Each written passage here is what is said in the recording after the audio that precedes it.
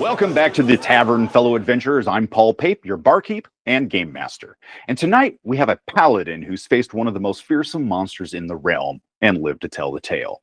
Picture this: a family cursed by the Ettin of Scarcity, a two-headed ogre with one head casting spells of shame and the other wrapping you in chains of debt. This creature has terrorized families for generations, destroying relationships and crushing dreams. It fed on our guest's family long before he was born, and despite all of his preparation, a financial degree, the position on Wall Street, and all of the right training, the beast found him anyway. 60,000 gold pieces in chains, the same monster that had broken his parents now had its claws in him. But Conner Tyson didn't just survive the encounter, he learned the creature's weakness.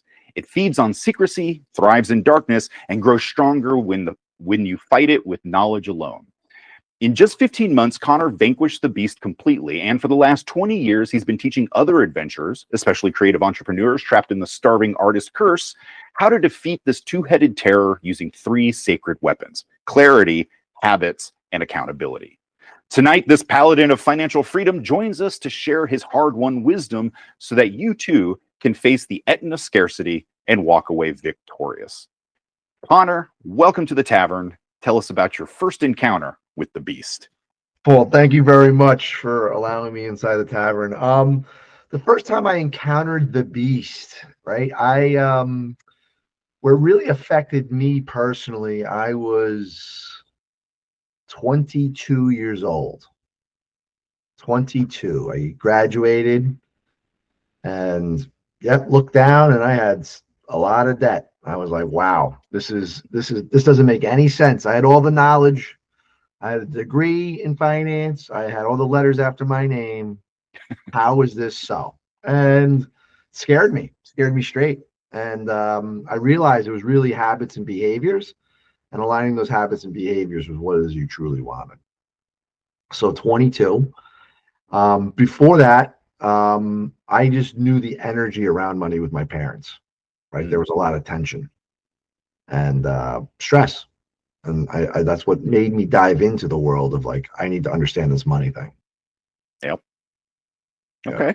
So you mentioned you just grew up watching the Ettin of Scarcity destroy your family, your parents fighting over debt from a failed business, that constant weight and shame of fear. Then despite all of your armor, like you said, you mentioned the finance degree, the Wall Street training, the beast found you anyways. So you found yourself 60,000 in debt. What was that moment like, realizing that you were facing the exact same monster your parents had fought? It was confusing. I didn't understand. Like I had all the intentions in the world. Like, yep, this is not going to happen to me. But then I realized, like, slowly but surely, it was like the death by 1,000 cuts. And then you look at it and you're like, wow, this is not making any sense. And I realized that I was in the grips of it, and something drastically needed to change. And sorry, didn't mean to interrupt. Keep going. No, yeah. So it was really getting clarity, like you talked about, the clarity of saying yes to the things I had to say yes to, and no to the things I had to say no to for a consistent period of time. And absolutely. So, like obviously, I'm guessing, not obviously, but I'm guessing here that the debt came from the schooling itself. So you had to jump to that. School, credit cards, right? Car loan. And I was like, this is, it was adding up quick. And more than, what's funny is I've got an 18-year-old who just went into college. And that was actually a lesson I had to teach him before he left, because he's out of state. And I said, they will come at you with credit. And they'll say, hey, you're 18, don't ask your parents, don't get permission. You're an adult now, you can do this. And that monster creeps up on you. And I fell victim to it as well as a student at 18 years old. Well, it's fresh blood in the lair, you know what I mean? So absolutely. They bring them in as sacrificial lambs, and you get a free t-shirt with every application. And you're like, oh, that's kind of cool, right? And before you know, you have 3 of them, and then spring break rolls around. Your friends are all going to Daytona Beach or wherever they're going, Punta Cana, and you're like, yeah, okay, just swipe the card, and you come back with $2,000, and you don't know how it happened, and you're not working, you're a kid. Exactly. Yeah. So, and it's crazy how predatory that monster can actually be, especially to people who don't know. And I don't know if it's been your experience as well. I mean, you literally went to school for finance, but for those who don't focus in that direction, there's not a lot of help or training invested in that when your kids are going through the natural schooling process. Do you agree with No, that? they don't teach that stuff in schools. Everybody's building the car, driving down the highway and trying to figure it out. And life happens fast, right? So I don't know about your life, but 18, graduate, first job, first appointment, first apartment, um, fall in love, engaged, married, kids, summer camp, daycare, credit cards, car payment, mortgage bill, oil bill. Here we go. And it's like, whoa. And if you don't have a process to guide you through that maze, yeah, you're going to get lost pretty quick. Yeah, absolutely, absolutely. So you've said you've helped a lot of creative adventurers, Yes. designers, photographers, makers Freelancers. slay this particular beast. Yep. So in your experience, does the Ettin of Scarcity show up differently for creative folks, or like does the shame head whisper different lies to an artist than it does to, say, a person or a tradesperson, a merchant? It does. So people, they're very emotionally attached to their work, right? And creatives are not numbers people. Let's just put it that way. Like left brain, right brain, very creative, very right. So they have a very difficult time. Number one, pricing their work according to what it would actually be in the marketplace. There's a bit of a guilt, a shame, I don't want to be greedy comes across, right? And it's like, okay, you have a talent. People are willing to pay you for that talent. I like in art, eye is in the eye of the right, the beauty's in the eye of the beholder. So why can't the price, right? And you have to separate personal from business. If it is a true business, you have to separate those two things, personal and business. And that's separating their beliefs and then separating the actual business aspect of the pricing of it. And you have to get through that struggle, right? Of separating those beliefs is really, really a struggle for a lot of them, right? There's an emotional attachment to it. The other big thing is create a very irregular income. There's a lot of hills and I call it the hills and valleys. A lot of hills and valleys, right? Because it's sporadic income, and you have to set up preparations for that. You have to have supplies for the valleys. And if you don't, it gets very, very stressful. And sometimes people give up on their dreams because they can't afford to continue on. So it's almost, if you actually get a process, you're actually doing a service to the people you want to serve, because you're able to actually give that gift that you have of being a creative or an artist or a freelancer to be able to provide that. So you're actually protecting it. Yeah, that's actually pretty wise. One of the things that I teach with the Gamify is that you need to view yourself as a wizard who creates magical items and not just another employee of Walmart. Your pricing can never be that low, but you've got to understand that what you present and what you're producing is so unique that it needs to be viewed as something ethereal, something magical that no one else can get. And I think once especially creatives really like unlock that ability, then they're like, oh, I get it now. So they don't feel the fear, the pressure of being able to charge as much as they need to be able to survive, because now they actually view their work as being worth something, as opposed to just being another thing on the shelf that's available to everyone. Yeah, absolutely. You're 100% correct on that. And it's not just unique to creatives. A lot of people have I call it, imposter syndrome. Mm-hmm. They have a internal struggle with charging for their skills, talents, products, services. I don't know where that comes from, but it's beliefs. It's beliefs that passed on, like you said, scarcity versus abundance. There is a person out there that needs you, and they're willing to pay you for it handsomely. So you can actually reward your life for the skills and talents you have. Absolutely. Now, do you think that I'm just spitballing here, but do you think that social media plays a larger portion, like a larger part in the imposter syndrome nowadays than it did before we had social media? Because now we're seeing everyone is successful online, even though we're only putting our success online. Do you Yeah, feel? it's kind of like you've heard the fake book, right? And Oh yeah, I always have a picture of like a duck on water. It looks beautiful on the top. It's struggling underneath that. It's paddling, just trying to keep its head above water. And that's true. That is absolutely true. And it's like, oh, how, overnight success. They don't show you the struggle of what it takes to actually get there, right? right. And the I was astonished at the amount of hours. I worked with a freelance artist, and I was astonished at the amount of hours, man hours. He used to do very fine pencil drawings. And I was astonished at the amount of hours that went into these pieces. And then I was like, well, let's just say he was working for $50 an hour. That piece right there would be like almost 300 hours of work. Hmm.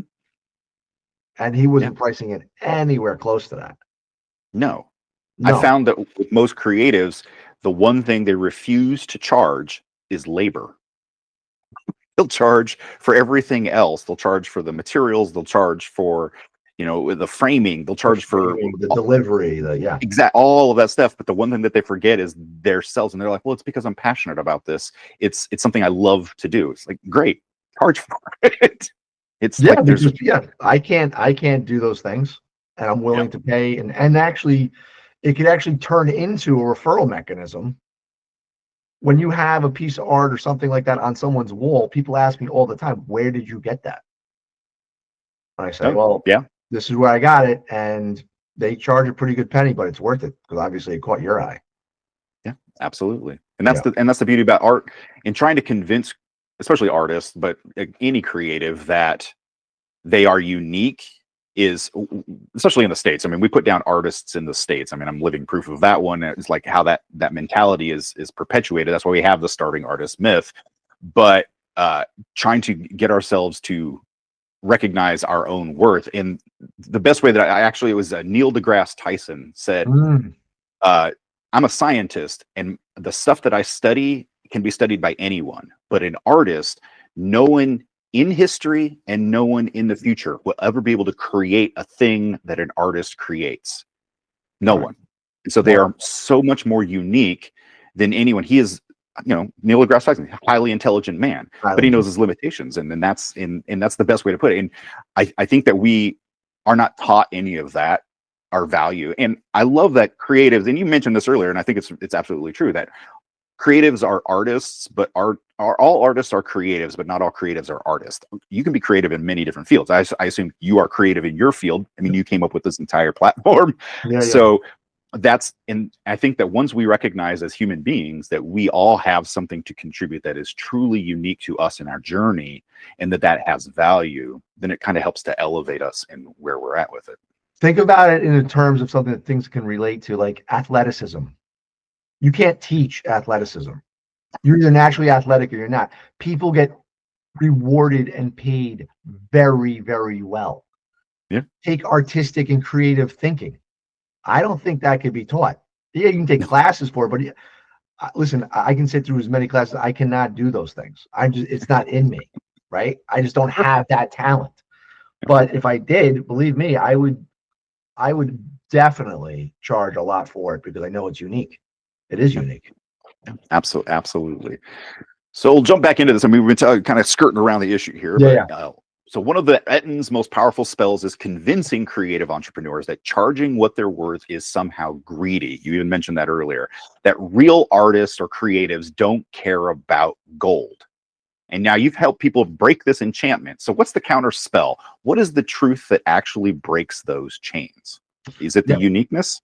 It's not uniqueness. It's kind of separating and getting to the core of the beliefs. Where does it come from? Challenging that and bringing it down into letting them align the fact that they want to be able to provide this talent to others,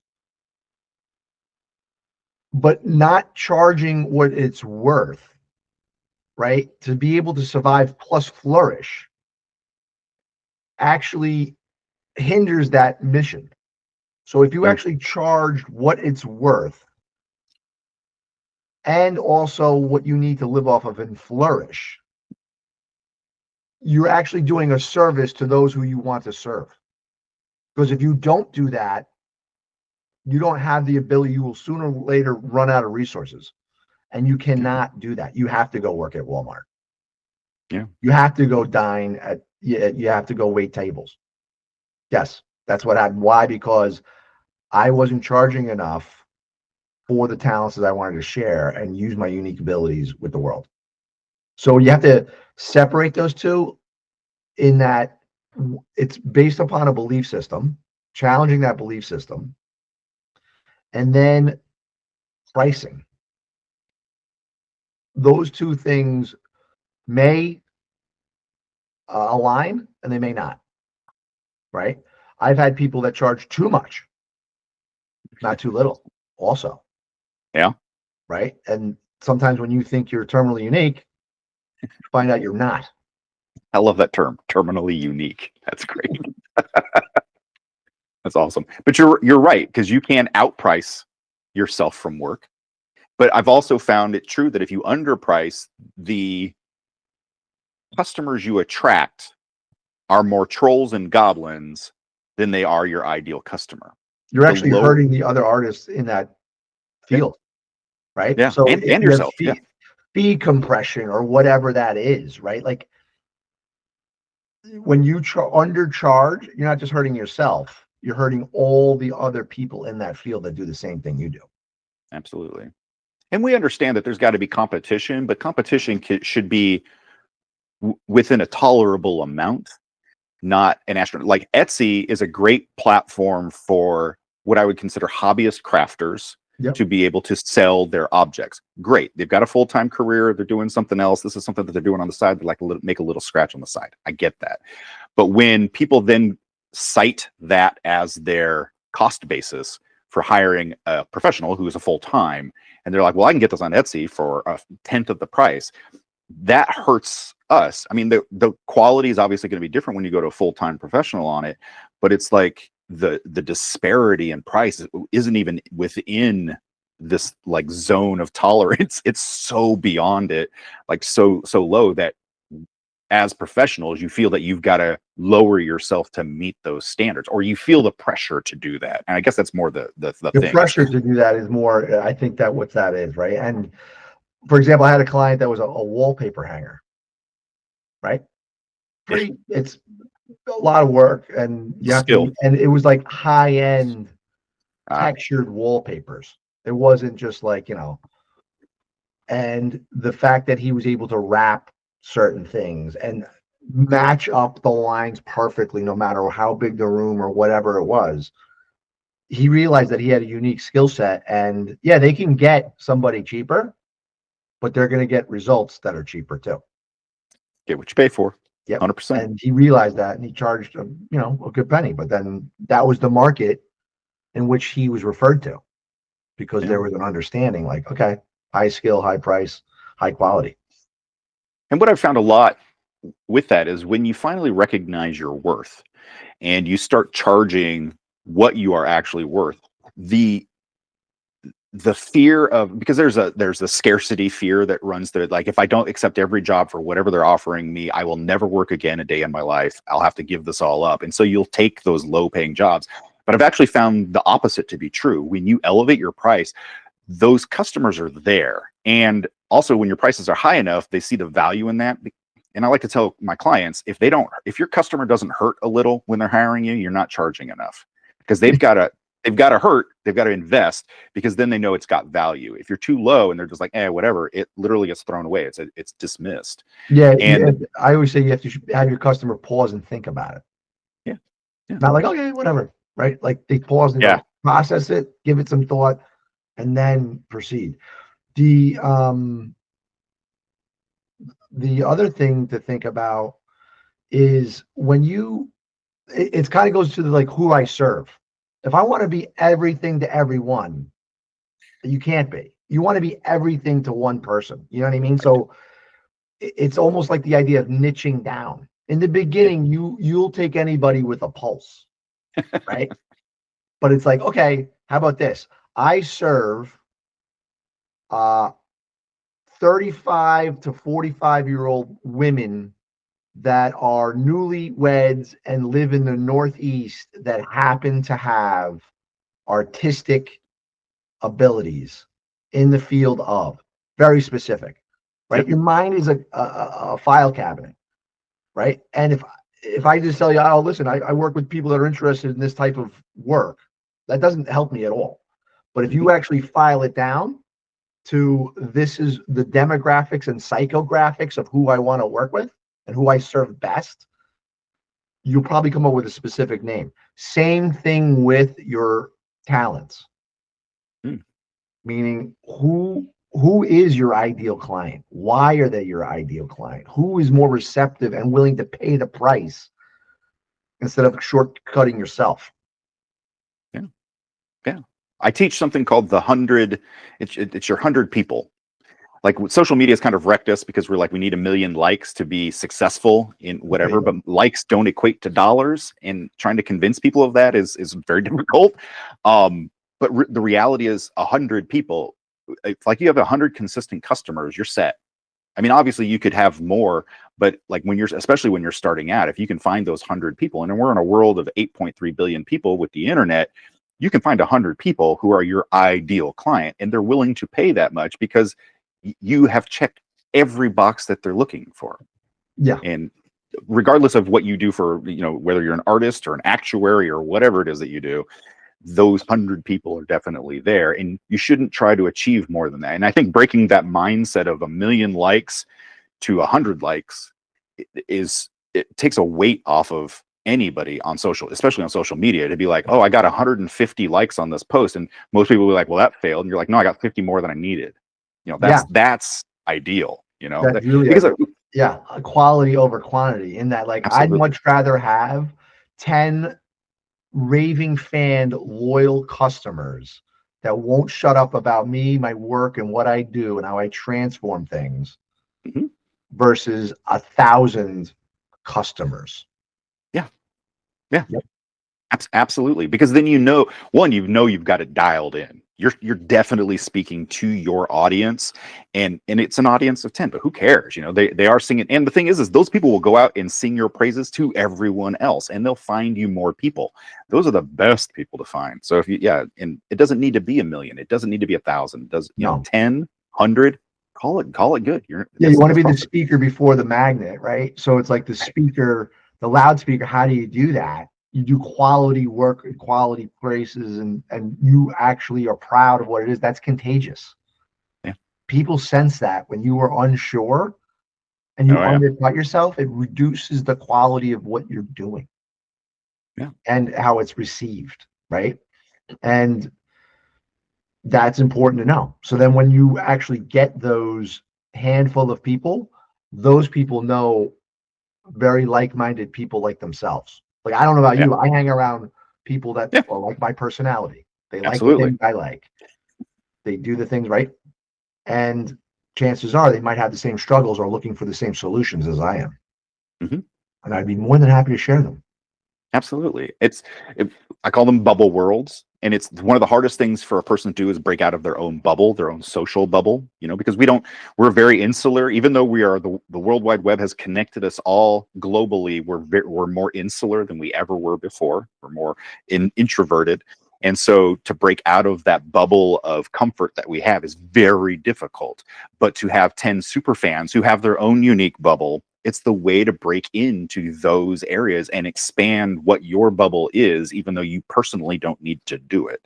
And I think it's important for anybody to understand that that's the best way to reach them, is to be true to yourself, like you were saying, and then speak.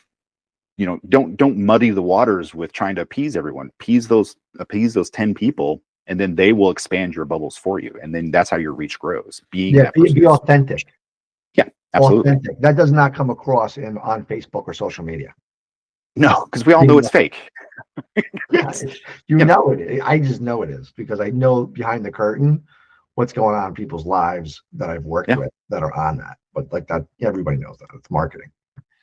Absolutely. And I find it like refreshing when I find somebody who's honest. They're like, I was dealing with a coach the other day, and he's like, I made $45 million. And I'm like, cool. And he's like, and I help everyone else. I'm like, when's it enough? Like this is what you're leading with is I made $45 million. I'm like, cool. Then why are you charging me $50,000 for your advice? You've got $45 million. I'm like, what more do you need? Like, it's in then I actually asked him off to the side. I'm like, okay, so what's the deal here? He's like, well, I don't have 45. I made 45 million, but it's gone. I'm having to still earn money. And I'm like, lead with that.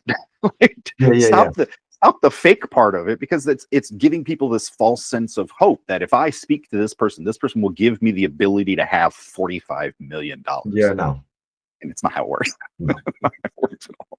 Okay, so creative quests often come with irregular rewards. You mentioned earlier, you might slay one dragon, earn $10,000 one month, and then you've got nothing for 3 months. So you mentioned that you help adventurers set up systems so that the feast months and famine months feel the same. So what does that treasure management system actually look like for a freelance creative warrior? Good question. So you want to find out your basic needs and then your wants and draw a baseline of what that is. Then the hills and valleys. The hills are when you get excess. You need to take some of those supplies for the winter. Yeah. So when it's a good harvest, let's put a couple into the cellar and make sure we can get through the winter. What it does is it levels out that playing field. There's no more hills and valleys. Your spending is basically a flat line. Your income, therefore, but it goes up and down. So when your income is below the threshold of what you need, you pull from those resources you put aside beforehand for anticipating those lean times. And let me tell you something, hint, there's always lean times. Every business is seasonal. I don't care what it is. Right. It's seasonal. Even being a doctor is seasonal. There's cold and flu season, right? So there's every business, I don't care what it is seasonal. So you need to set aside those things. And there's also seasons of growth. Like I want to expand my marketing budget. I want to, whatever that is, you need to put aside monies for that. Anticipate. You want to be proactive versus reactive. Yeah. Right. And having a process around that. I use an analogy of walking into to use your thing, like a dark cave you've never been in before. There could be goblins and a whole bunch of things in that cave. Let's take a lantern and look at the cave, memorize it, right? And then blast it with, a big light spell. So therefore you can memorize what's going on. And then when the light disappears, you know what to avoid, where to go, what to navigate. If every single month is a dark cave, we don't have a process. We need to actually get ahead of it, right? So things are not as anxiety ridden. Anxiety is like the fear of the unknown. What is this month going to bring? Right? You shouldn't have to have that struggle every single month. Maybe we should have it once and then adjust a little bit. Chances are your life, 80% of it was the same as it was in October. And then September. And then 80% of it is basically the same. The variabilities are the holidays, the weddings, the birthdays, and the travel. We can account for these things. So getting a process around it, clarity, and then the habits and behaviors. And the biggest thing is the accountability and follow through. I have all the intention in the world of not being anxiety ridden and struggling with finances in my life. So does everybody else. And it's not knowledge. Everybody out there pretty much knows what to do. They do. Spend less than I make, avoid debt, give, save, right? We know this. Why is it not happening? It's the habits and behaviors. So the mission, it starts with having a clear why. Why do you want to change? Who else is dependent upon this change and getting this area of your life under control, start adulting with your money. Then sharing that with somebody, a coach or somebody, and holding and having somebody hold you accountable to your vision, your goals, your quest, whatever that is. And yeah, you're not going to figure this out on your own. No. But I So do like one of the things that you mentioned in there, because you said it's not just your needs, it's your needs and your wants. yeah, oh yeah, And I love that, because so often we think of our bills as the money that we need, and that's it. Well, I got these bills this month. It's like, but you also want to go to a movie. You want to eat out maybe once or twice a month yeah, or a week if you want. These are wants. These aren't things that you need to do, but it makes you're not just then living life, you're actually thriving through life. It's like to thriving. have the I want to go yeah. on family vacation. I don't want to take that vacation home with me and pay it off for another 3 months. I want to just take home pictures and that's it, and memories. I don't want to have a bill that hits me upside the head. So I have to save for that vacation Yeah. and put the money aside, right? Or it's just being more intentional and clear and aligning your money with your values and goals. And that'll actually get you revved to do a money plan, to draw a map. Why? Because it's a pathway, it's a tool to help you live out your life and your purpose and your mission and your quest. Now, do you feel that most people, when they set up this plan, it's a it's such a far in the future plan that they're like, the minute steps, the tiny steps that they have to make this effective are lost on them. They don't feel like that they're making the progress that they want, because the only goal is that goal at the end of being able to make it. Or do you build into the plans that you work with people, do you build into it short-term reward systems so that you play off of the dopamine that we're all Oh yeah, you jonesing for definitely need anyway? a habit move, right? So you need to have a reward. We celebrate successes. I always say, like, how do you lose $10,000 a year? You just spend $27.34 a day, and you don't even know where it went. Yeah. Right. Yeah. You can do the math real quick. That's where it is. $10,000. That's a pretty nice vacation, and also holiday shopping for cash instead of debt. Oh yeah. No stress. Yeah. Options. Being able to weather the downtimes in your business.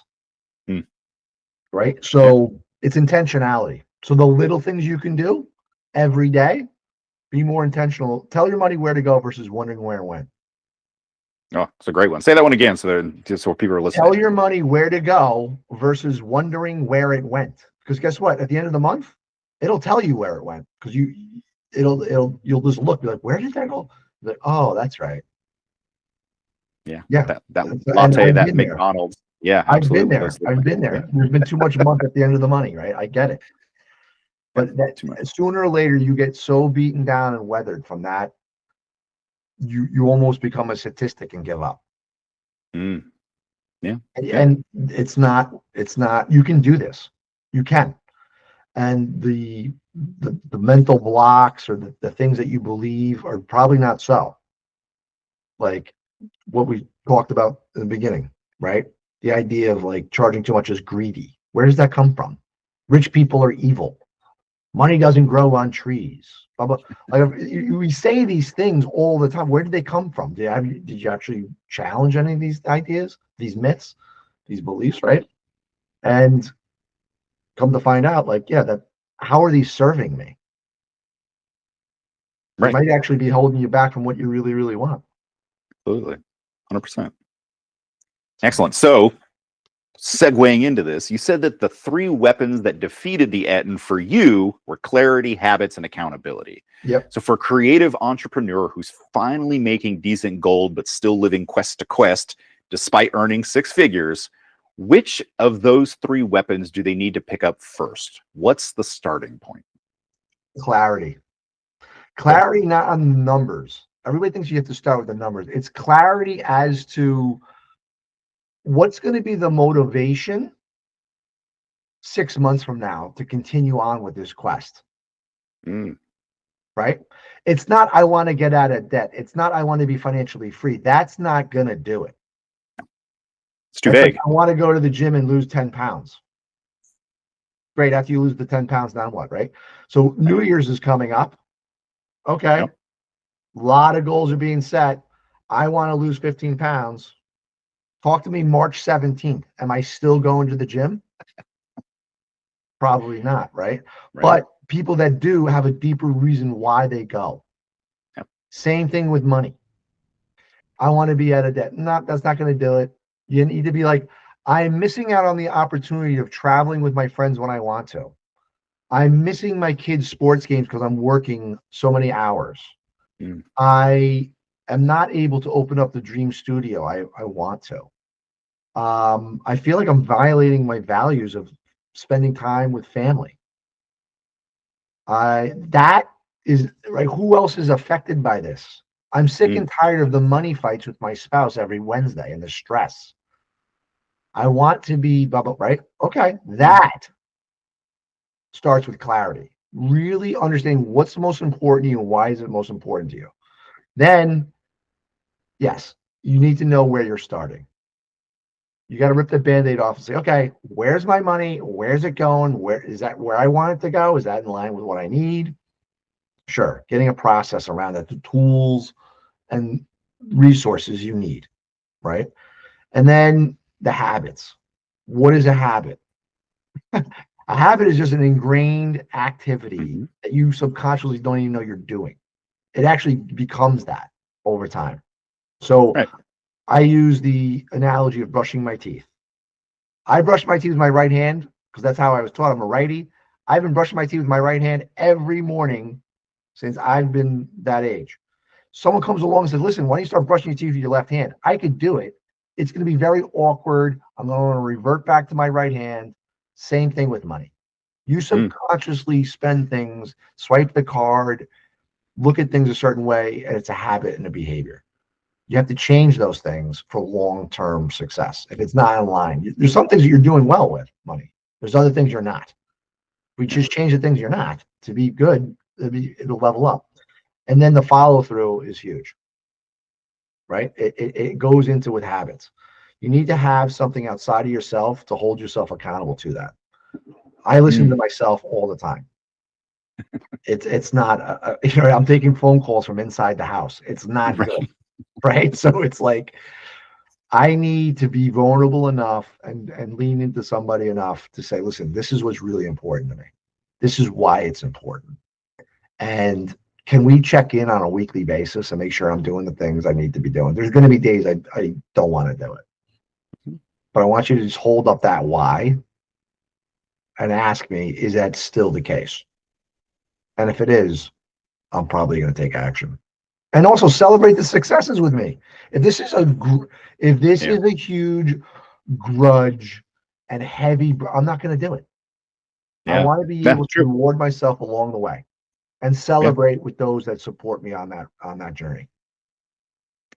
So, just don't celebrate with everything that you've earned.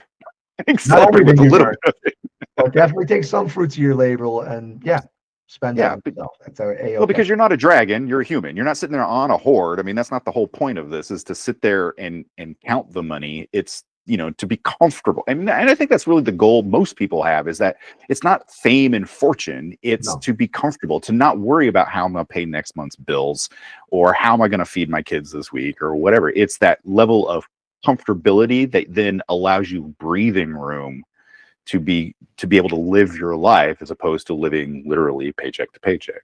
Yeah, if you're thinking about money more than 2 hours a day, there's something going on. It shouldn't occupy that much of your time and stress and figuring it out. So the process can help to get there. It's okay. They don't teach it in schools like we started with. No. Yeah, and it's an area that's very, very unaddressed. It affects is all the other areas of your life. It affects your personal relationships. It affects your health, your stress, your the ability to do personal development and starting a business. Yeah. So absolutely, that's the accountability. Very few people can be held accountable to themselves. Very few people. No, the least taken advice is your own. Like they take my advice, I'm not using it. Yeah. There you go. And the thing is like I'm a consultant, I'm a coach. And the amount of times that I've like stopped mid-sentence and went like, you're talking to yourself too here. You're not just talking to the client. You should be listening to your own advice here. Because we have a hard time, like we know the answers. We just don't want to take it because, like, again, who's going to hold me accountable if I don't take my advice? Nobody. So you're right. The accountability really, really helps. And I find myself even with work, like if I've got somebody I've got to check in with every week, I'm going to do the thing. I hate posting to social media. It's one of the worst things. I join stupid groups that are like, did you post today? I posted today. Just so that somebody else that I don't know is there like waving a stick at me being like, better post. And it is that motivator. I know I need to do it. Otherwise I just disappear into the vapors. But that accountability really makes a huge difference on any aspect. So not just money, but consistency of actions. Yep. Running a business, running a family, run everything. It's consistency of action, and you have to have that. Otherwise, you left your own devices. I get really poor results. Yeah, absolutely. When I'm accountable to other people, my wife and business partners and my future self, right? Yeah. That motivates me a lot, and it helps me. It forms discipline is like a muscle, right? You got to work it, and if you don't, you're going to lose it. It's atrophy, and it's just I used to be very, very undisciplined in a lot of areas of my life. And now I want to clarify for this before you go. I don't mean to interrupt, but this is an important thing that we need to talk about. That discipline in yourself doesn't mean living a boring life. No, discipline is something that you have to form these rules within your life, but it is not a rules of containment. It is a rules that allow you to live in the excess that you want. Correct? Yeah, absolutely. Yeah, you have to define that for yourself, because it's like that's different to everybody. Like, what does success look for you? What does it look like for me? It's two totally different. Like, financially freedom, what does that mean? Like, define it. I call it the bumper sticker mentality. Like, I want to be financially free. Okay, what does that mean to you? Because it means something different to me, right? I want to be comfortable. Comfortability to me is something completely different to you. So let's define what that really is, so we have a North Star to actually orientate ourselves to. But you don't have to live. It's like you don't need to deny yourself those things that you want out of fear of retribution to yourself. Does that make sense? Like, it's discipline. Discipline isn't. It's consistent. Motivation is waning. Discipline is consistency. Even though when I don't want to do it, I do it. Does that make sense? Yeah. Well, as a creative, let's say you're a painter. Like you were talking earlier about a person, the pencil drawer, who spent hours and hours and hours. If they didn't have the discipline to sit there and do that, and that was not a one day he woke up and he's like, I'll put 700 hours into this drawing. Like, no, nobody ever thinks that way. It's discipline. You're making yourself do that. Now, and I know a lot of gamers, like, I deal with games here all the time. And like, I've got 3 boys and they are gamers, and they like the 100% games. And they'll go in and they'll spend hours and hours and hours. So I got to get every achievement. And I'm like, how'd you do on your homework? I'm like, no, like, you've got to understand, like, all of that, the discipline they put into that, they could put into other aspects of their life as well. And it's not a prison. But it is something that you have to learn yourself through, just like becoming a master in drawing or a master of sculpting or master of your own books. These are the things that it's a learned trait, and you're not going to start at the top. You're going to start at the bottom and work your way up. Yes, absolutely. Cool. So if you could travel back in time and find yourself, the old you, 60,000 gold in debt, staring down the Ettin of Scarcity, what's the one piece of hard-won wisdom that you'd share with your younger self that would have saved you the most pain? Ask yourself the question, is it worth it? Okay. Yeah. Is it worth it? I would have the little things that seemed, it was like temporary pleasure for long-term pain. Not thinking of the consequences of the opportunity cost of what I was doing.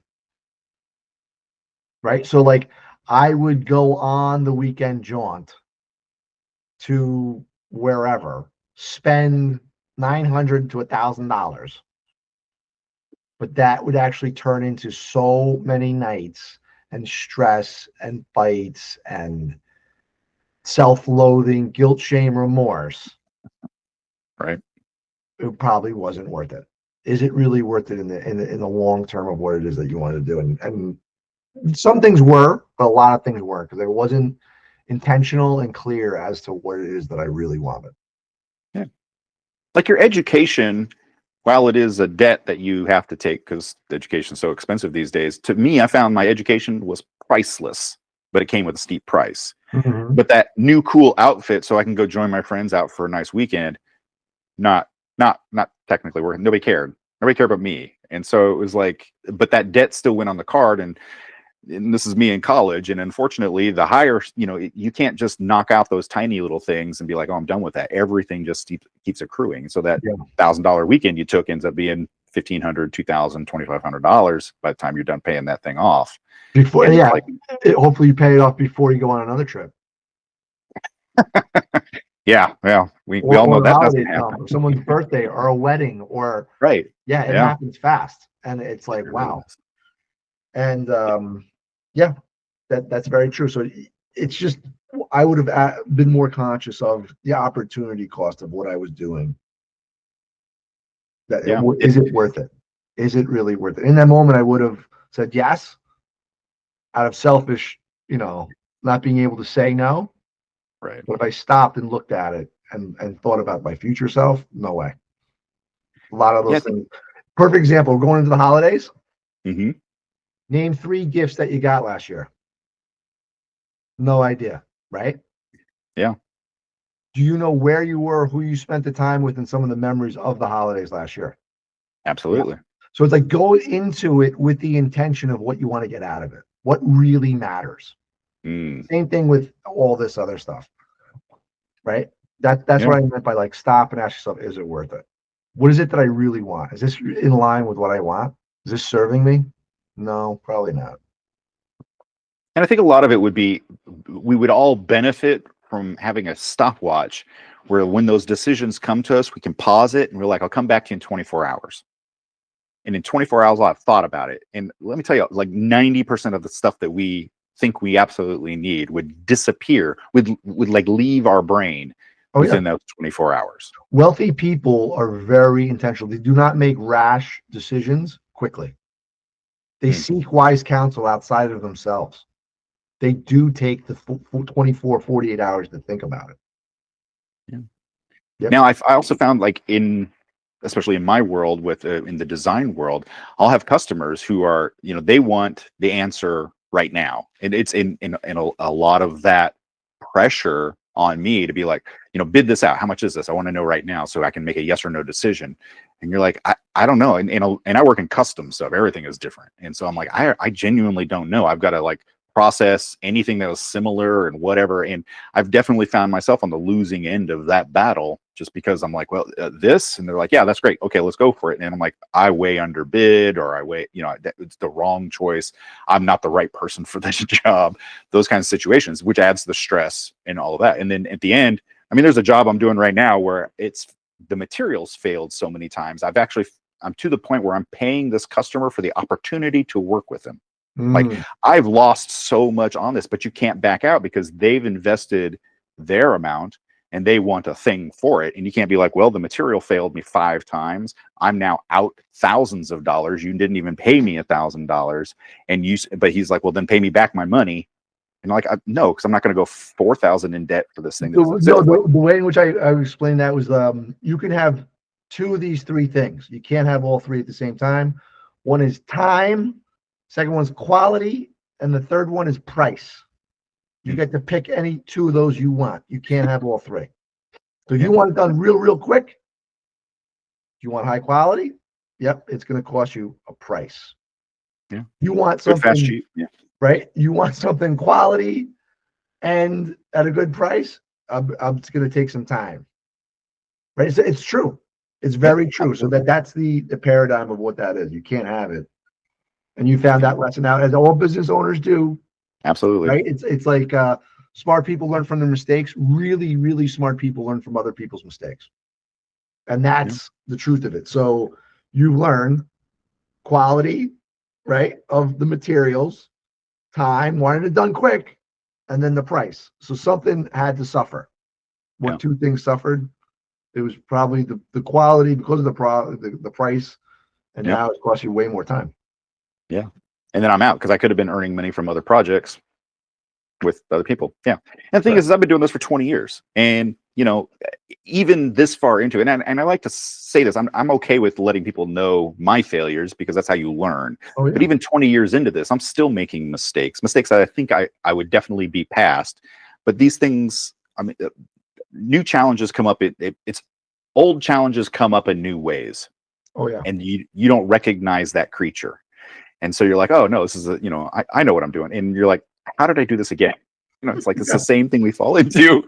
And so so recognize that you'll never be to a point where you are challenge less. You will always encounter these issues, regardless of how seasoned you are. And even the millionaires and billionaires, they'll tell you, yeah, that was a $200 million mistake. Yeah, they fail more than the success. Absolutely. And we only see them on top of the mountain. We don't see them being the Sherpa carrying everything up that mountain. Yeah, they failed way more times than you care to admit. Absolutely. Well, Conner, I want to thank you very much for joining me here in the tavern and explaining your way of conquering this Ettin. I think it is glorious. I hope people truly listen and understand what you had to say, because the information that you brought to the tavern is invaluable. So thank you again for your time. Where can people find you so that they can get in contact with you? Yeah, my website. So it's Progress, www.progress. You want to make some progress. Progress FC. FC stands for financial coaching. ProgressFC.com. All my information is there. Everybody gets a free complimentary conversation. Let's just talk. What's going on? What are the struggles? And if I can be that solution, I'll be more than happy to provide it. Excellent. And that information will be in the show notes, as well as anywhere that you can follow Conner on his social medias, so that you can reach out. Yep. Perfect. Excellent. Well, thank you again, and good luck on future adventures. All right, Paul. Thank you. Yep. Have a good one.